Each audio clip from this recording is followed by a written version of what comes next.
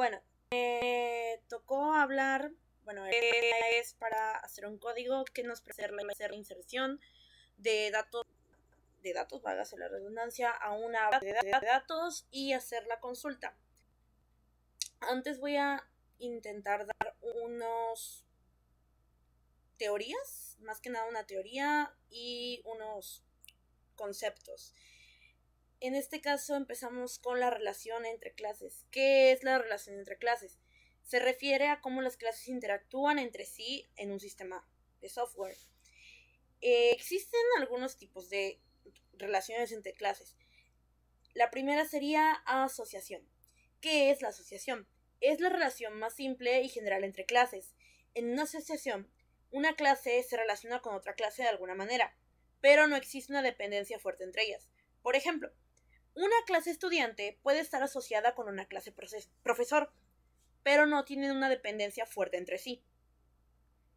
La siguiente sería agregación. La agregación es una relación más débil que la composición. En la agregación, una clase contiene una instancia de otra clase, pero esa instancia podría existir independientemente de la clase contenedora. Por ejemplo, una clase universidad podría tener una agregación de la clase estudiante, pero los estudiantes también pueden existir fuera de la universidad. Herencia. La herencia es una relación fundamental en la programación orientada a objetos. En la herencia, una clase, en este caso subclase o clase derivada, hereda propiedades y comportamientos de otra clase, que sería la superclase o una clase base. La herencia permite la reutilización de código y la creación de jerarquías de clase. Composición. La composición es una relación más fuerte que la asociación. En la composición, una clase contiene una instancia de otra clase y por lo tanto está compuesta por esa clase. Por ejemplo, una clase coche podría estar compuesta por una instancia de la clase motor. Luego vendría la dependencia, que la dependencia es una relación en la que hay una clase que utiliza o depende de otra clase, pero no hay una relación de contención o herencia. Puede manifestarse como parámetros de métodos, variables locales o atributos de clase. Y ya luego sería la implementación de interfaces. En lenguajes de programación que admiten interfaces, las clases pueden implementar una o varias interfaces. Esto define un conjunto de métodos que la clase debe proporcionar, lo que facilita la implementación de contratos y el polimorfismo. Ahora vamos con el encapsulamiento. ¿A qué se refiere encapsulamiento? Es la capacidad de una clase de ocultar los detalles internos de su implementación y exponer una interfaz pública. El encapsulamiento se utiliza para agrupar datos, en este caso atributos, y los métodos, las funciones, que operan en esos datos, en una única unidad llamada clase. ¿Qué es en sí? Es uno de los 4 conceptos fundamentales de la programación orientada a objetos, junto con la herencia, el polimorfismo y la abstracción. En la programación orientada a objetos, PO, una clase encapsula sus atributos, datos y métodos en una unidad lógica. Esto significa que los datos y la funcionalidad se mantienen juntos y no se exponen directamente al mundo exterior, por así decirlo. La interfaz pública de una clase se compone de los métodos públicos. Esta es la única forma de interactuar con los objetos de la clase. ¿Cómo se usa? Para aplicar el encapsulamiento se utilizan modificadores de acceso en la declaración de atributos y métodos de una clase. Estos son público. Los atributos o métodos son accesibles desde cualquier parte del código. Protected. Los atributos o métodos son accesibles solo desde la propia clase y sus clases derivadas. En este caso sería la herencia. Private. Los atributos o métodos son accesibles solo desde la propia clase. Los atributos se pueden declarar como privados para ocultar los detalles internos. ¿Por qué se utiliza o para qué se utiliza? Es más que nada para proteger los datos. Al declarar atributos como privados, se evita la manipulación no autorizada de los datos, lo que garantiza que los datos se mantengan en un estado válido y coherente. También facilita el mantenimiento, ya que hay cambios en la implementación interna de una clase. No afectan a los usuarios de la clase, siempre que la interfaz pública se mantenga constante. 4. Promover la reutilización de código. Fomenta la creación de clases que se pueden reutilizar en diferentes partes de una aplicación. En resumen, el encapsulamiento es un concepto fundamental de POP. Existen diferentes formas de conectar a una base de datos. Estas también dependen del lenguaje de programación y la tecnología que estemos utilizando. MySQL Improved. En PHP puedes usar la extensión MySQL para conectar a otras bases de datos MySQL. PDO o PHP Data Objects es una extensión de PHP que permite conectarse a una variedad de bases de datos, incluyendo MySQL, ProgressSQL, SQLite y más.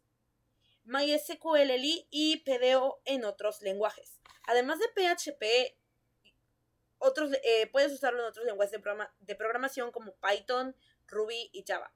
También estas tienen bibliotecas o controladores que permiten conectarse a bases de datos MySQL. Open Database Connectivity. Es una API que permite la conexión a una amplia variedad de bases de datos, tanto desde aplicaciones en diferentes lenguajes. Luego están los frameworks de desarrollo web, que son los Django, Ruby on Rails, Laravel, el de PHP, y Spring, que es el de Java. Estos proporcionan herramientas y capas de abstracción para facilitar la conexión y manipulación de bases de datos. Y los API RESTfuls. En lugar de una conexión directa a la base de datos, algunas aplicaciones utilizan APIs para acceder a datos almacenados en servidores a través de solicitudes HTTP. Esto es común en aplicaciones web y móviles. Un dato que me interesó de la clase fue la sentencia SQL insert-into. ¿Para qué se utiliza?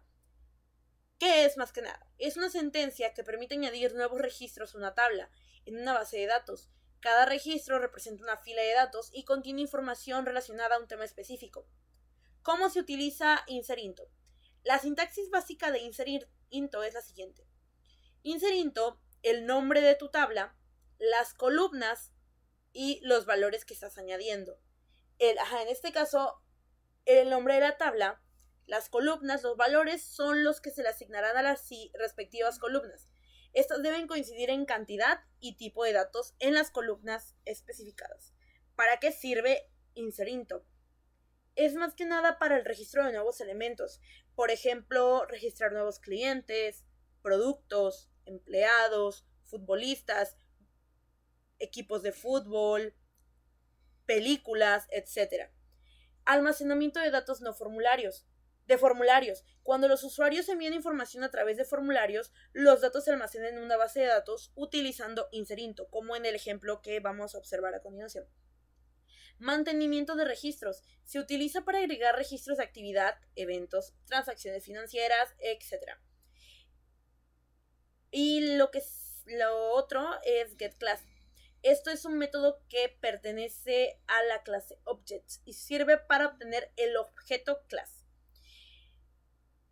En otras palabras, te proporciona información sobre la clase de un objeto, donde objeto es la instancia de la que deseas obtener información de la clase y clase es una referencia a la clase que representa el tipo de objeto.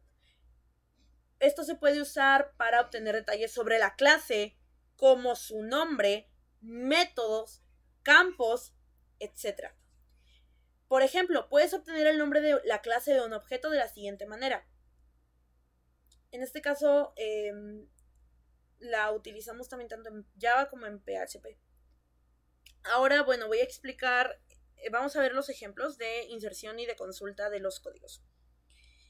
Vamos a ir primero con el de inserción. En este utilicé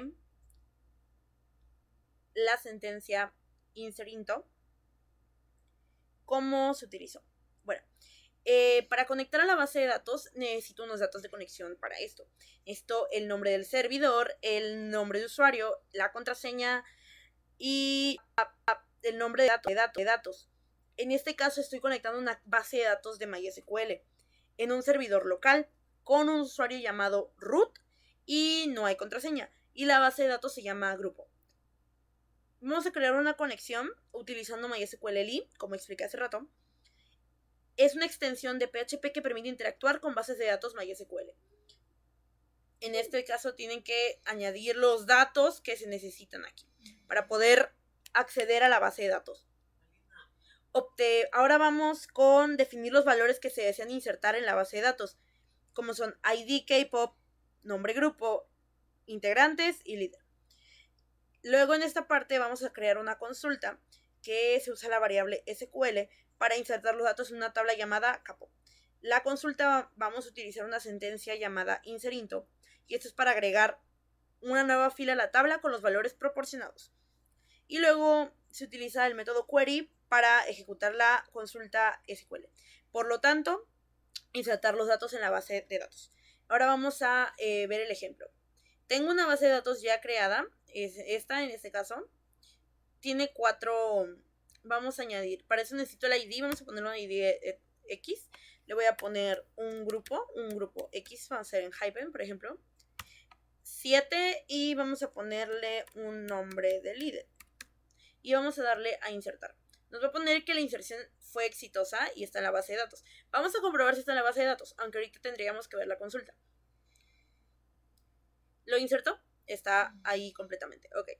Ahora vamos a revisar la consulta. También, bueno, vamos primero a ir al código. En consulta. Ok, primero tienes que jalar, pues, igualmente, establecer los datos de la conexión, que, pues, como dije anteriormente, son el nombre del servidor, el nombre de usuario, la contraseña y el nombre de la base de datos. Luego vamos a crear una conexión con PDO, como le expliqué hace rato, para utilizar el ejemplo de PDO. Vamos a definir la consulta SQL con la variable SQL, que se va a utilizar seleccionar desde la base de datos que se llama, de la tabla que se llama capo. Vamos a ejecutar la consulta utilizando el método query. Esta va a almacenar el resultado en la variable result. La variable result contendrá un conjunto de resultados que luego se utilizarán para acceder a los datos que estemos recuperando. Luego vamos a utilizar un ciclo while, donde nos va a mostrar los ecos. Y bueno, si no se ejecuta con éxito, te va a mandar un error que dice error al ejecutar la consulta. Vamos a ir a consultar. Para esto, vamos a consultar en la base de datos. Como pueden ver, añadió el que inserté ahorita, pero vamos a volver a insertar para que se observe que lo añade ahí. Vamos a poner un ID diferente. Eso sí, cuando tú añadas un dato que ya esté en nuestra base de datos, te va a colocar que te va a mandar error porque no se puede hacer eso. ¿Podríamos? Ok, se inserta y vamos a la consulta de la base de datos. Se añadió. Vamos a enseñar qué pasa si pongo el mismo ID.